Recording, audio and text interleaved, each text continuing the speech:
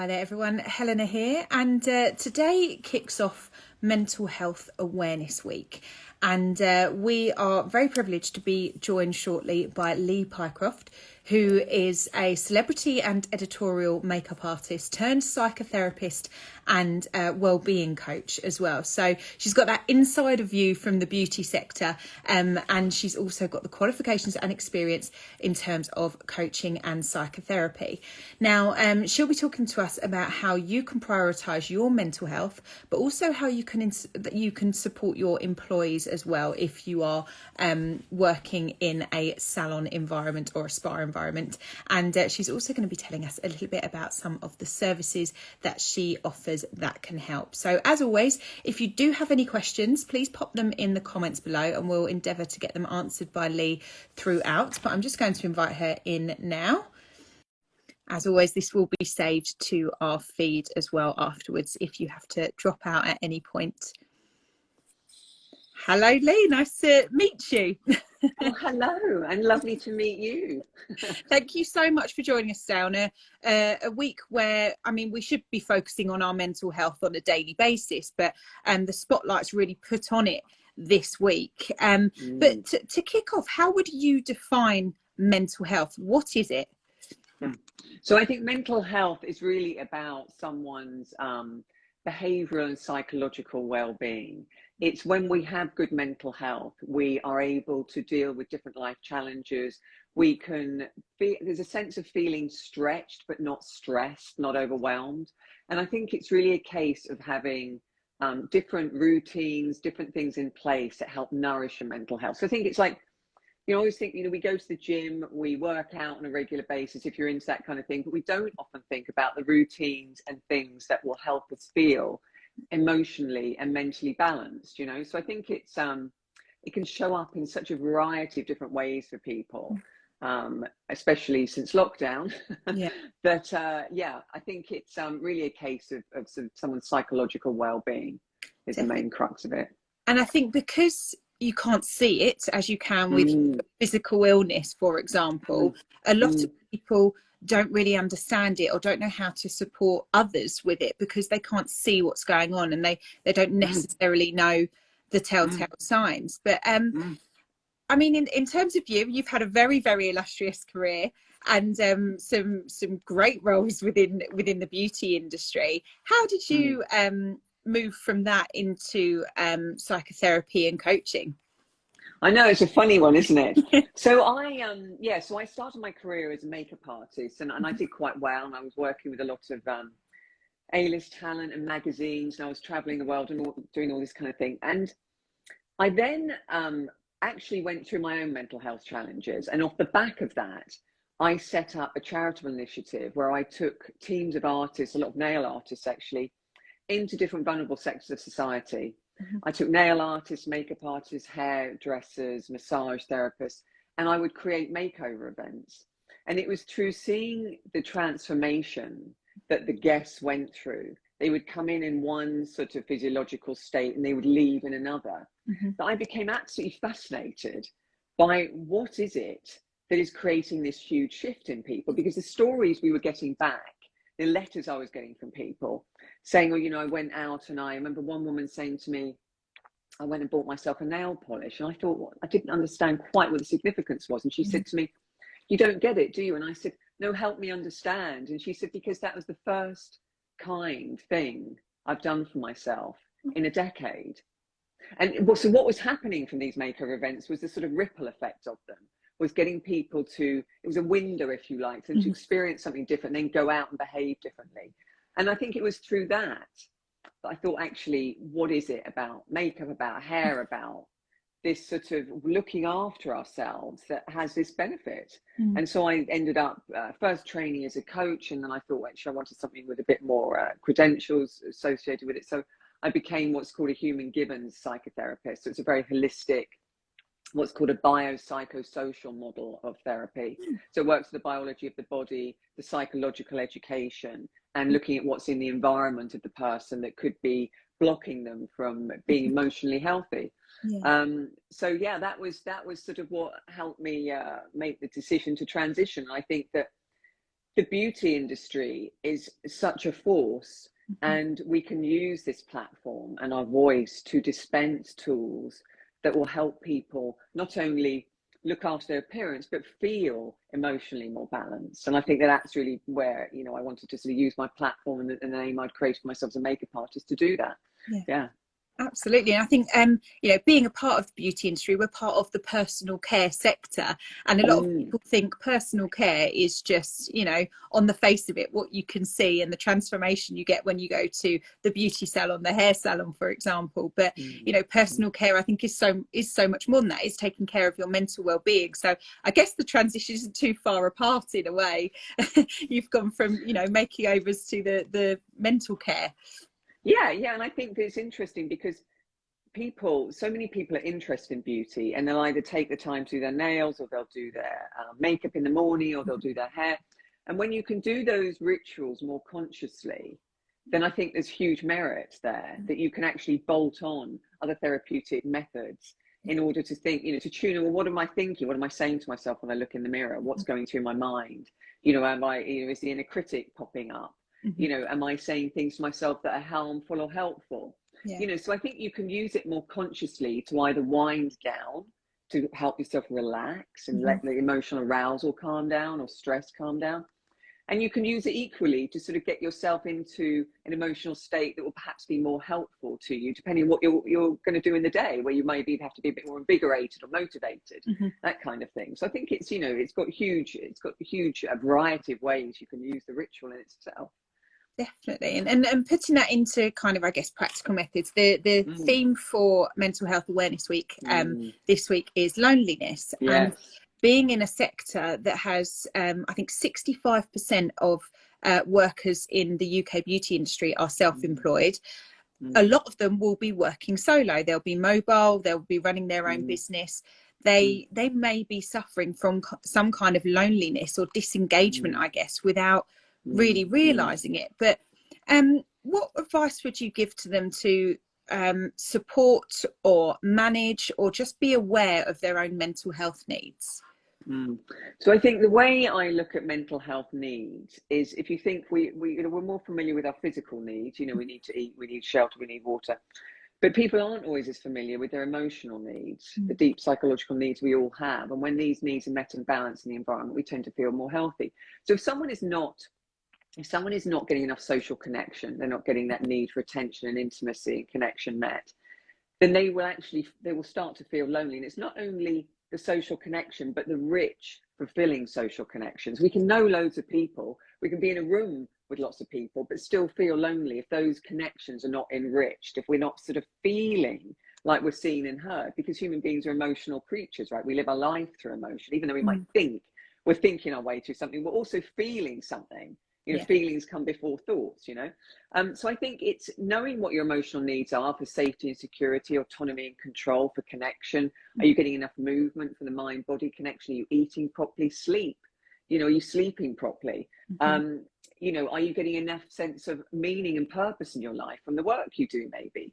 Are you getting a sense of accomplishment, like you're moving forwards in life? So I think when you can understand what your emotional needs are, and you can understand how to meet those more in the environment, and these can be done in simple ways, you know, because people I met especially over lockdown, the increase in depression and anxiety that came through my doors was huge, because people didn't feel safe in the environment. We can't, you know, the brain and nervous system love to predict, right? We all love to predict what's going to happen next. And we can't figure it out. We tend to make things up in our head, right? And often that's a misuse of our imagination, because we dream up all the things we don't want to have happen. So I think, you know, knowing your emotional needs, meeting them in balance in small, simple ways, routines, rituals, things that give you a sense of control and certainty. And they can be really small, right? Enough social connection. I think when it comes to loneliness, because loneliness is actually, chronic loneliness is the equivalent of smoking 15 cigarettes a day in terms of your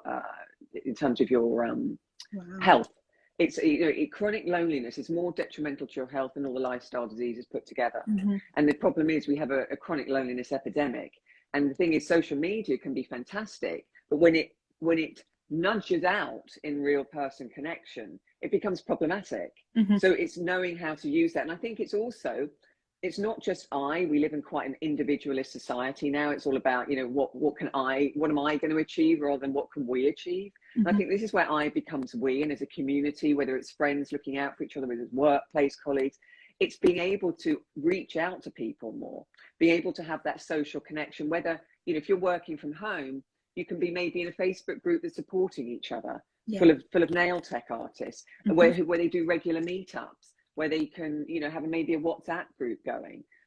So even though the sort of social media part can be a bit like going to a restaurant and having the appetizer and not the main course, the in person is the main course and dessert, you know. But it's at least you're then keeping that need met, and then you arrange to meet in person. It's being honest enough to say, actually, you know what, I could really do with meeting up. Yeah. And I do think, you know, it can be tougher nowadays because people are so busy, and we celebrate busyness. You know what I mean? It's like if you've got fame, wealth, success, everyone gives you a round of applause, don't they? You only have to look at the billboards around us, you know, and that, you know, fame is sort of, everyone applauds it, but it's looking beyond that, and it's looking at the human part of it. What is it that really, you know, enriches our life? And it's that human connection, it's that relationships we have with people, and it's being honest enough with ourselves and the people around us, and also looking out for each other more. I think is a huge thing. Absolutely. And on that note, I think from an employer's perspective, because there'll be salon owners that are watching this, and, you know, they might have 3 members of staff, or they might have 13, 15, for example.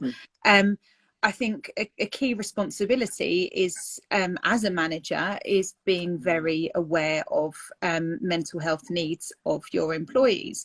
You want them to be performing at their best, but you also, you know, you want to support them as the business owner. So what kind of practical advice would you give to salon owners who maybe don't have something in place at the moment? What do they need? What's required these days?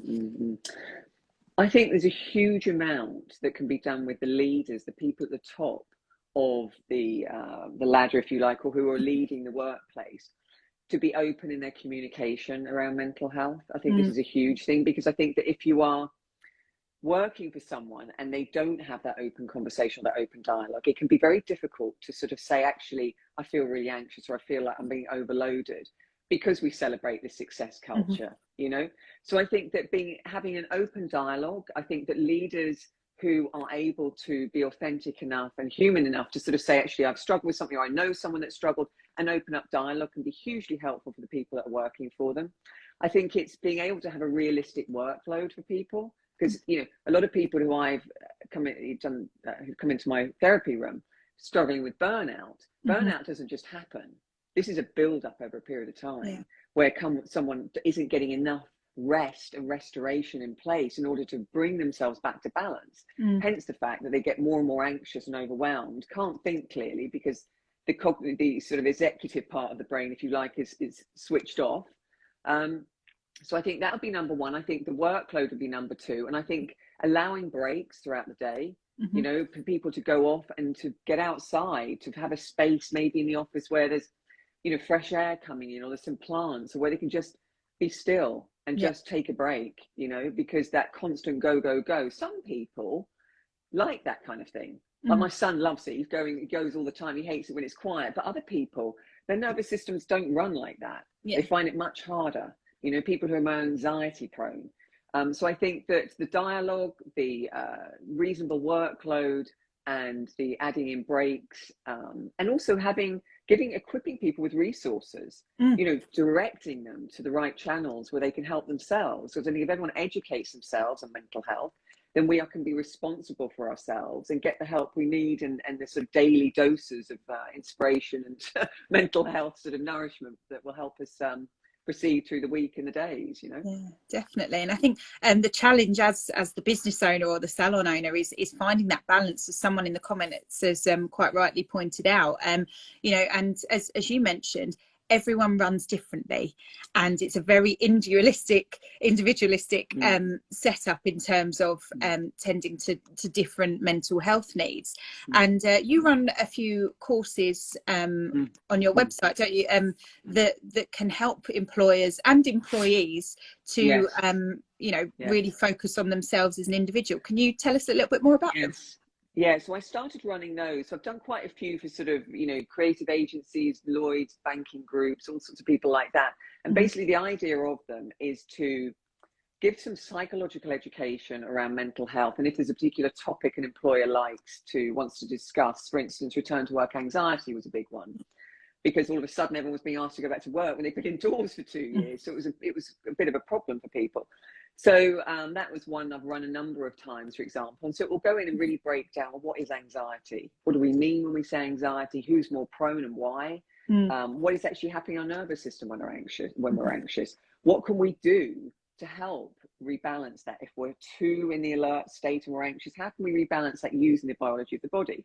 It then looks at environment, it looks at emotional needs and practical tools that people can use every day to help address these challenges. If they're working at a desk, having emotional comforts at their desk, things that will help them feel more grounded, things that will help them feel more safe, because people who struggle with anxiety, for instance, don't often feel safe in their body. It's very sort of unnerving, if you like. They're in fight or flight, or if they're having anxiety attacks. So I think that, providing people with tools, they feel empowered enough to help themselves, and they understand, they have the psychological understanding of, well, this is what's happening to me. I'm not going mad, I'm not losing the plot, this kind of thing. Because people often think, well, there's something wrong with me. There's not anything ever wrong with someone. It's either something in the environment or something that's off balance. It needs adjusting, or something's being misused in terms of their natural resources, their biology kind of thing. So, yeah. So some brilliant resources on your website, and really kind of timely as well, and so appropriate to our industry. But in terms of, I know we say, everyone's journey is different and everyone's battle is different, but because everyone is different. But are there any telltale signs that our followers can kind of look out for in the workspace if they're working as a part of a team? Yeah. So I think that often people will withdraw slightly, because when you're either lonely, you're anxious, very often people can either withdraw because it's just too overwhelming. And it's that withdrawal from the things they used to enjoy that then further exacerbates the issue. Because say they were meeting up with friends, if they were feeling a bit low and then they stopped doing that, then that's that emotional need for connection gone. Maybe they stopped going to the gym because they felt low. That's then they're not getting the movement they need, which is creating the right hormones and sort of chemical balance that will help them feel more uplifted. So I think it's withdrawing. I think it's again just reaching out to people if they're suddenly all of a sudden not joining in as much as they used to, and asking them sort of open-ended questions. How are you feeling today is a closed-ended question. They might just say yes or no. So it's like asking them questions that will get a conversation going, if you know what I mean. Like what's on your mind today, perhaps, something like that. Yeah, exactly. Exactly. So maybe something like, what helps you most when you feel anxious, for example, rather than, something that's going to get them to just say yes or no. So they're going to have to think about it for a while. So anything that's sort of like what, how, will also help people, encourage them to create the dialogue, if you like. Definitely. And as a business person, are there any kind of strict guidelines that are in place or should be followed to ensure mental health? I mean, everyone knows what they have to do in terms of their insurance, in PAYE and et cetera, et cetera. Is there something in place for mental health that must be followed for every business? There is a definitely employers have to have something in place for their employees in terms of health and safety, and that could go across to mental health as well, physical safety, mental health. So most employers should have something in place. Obviously the smaller ones maybe haven't got to that point yet, but I think it's that following a protocol, having something in place that your employees know about, that there's this framework, if you like, can be incredibly helpful for them to follow, which is why HR and so forth is set up, isn't it? Absolutely. Brilliant, thank you. And in terms of your counselling and what you offer, how can that help our audience? How can they kind of get involved and benefit from what you do? So the approach I use is very solution focused. It looks, rather than spending too much time in the past, it will look at, well, what's affecting you from the past it's overshadowing what you're doing today. It involves a lot of sort of relaxation methods so people can connect to their own resources. And so it tends to be solution focused. It's not, some clients I've had require longer term support, but for a lot of the sort of charitable work I've done, so I work a lot through an agency called Red Poppy, which is workplace stress and trauma. And I did a lot with frontline workers over the period of lockdown. So, a lot of the sessions are maybe 6 to 8 sessions, and then people tend to feel they've got enough to move forwards. And, people can either go to my website, I do a 10-minute introductory conversation about the challenges a person might be facing, what I can offer to help them. And then there's the workplace wellbeing programs that can either be tailored or there's one already set up. Yeah. That will help employees and help them be more productive because they have the tools to cope better. Fantastic. So some amazing resources from you. So thank you for that. And I guess just to kind of wrap up, what advice would you give to someone who is maybe struggling with their own mental health challenges at the moment and isn't speaking out? What would you say to them? So I would say if there is someone that you can speak out to, just say, a close friend, someone who you can reach out to, go for a walk with them, just, be able to be heard by someone. I think that going back to the point you were saying about what can we do for each other, when someone else is reaching out, when someone feels seen and heard, it can have a hugely beneficial impact on the nervous system in terms of lowering the emotional arousal.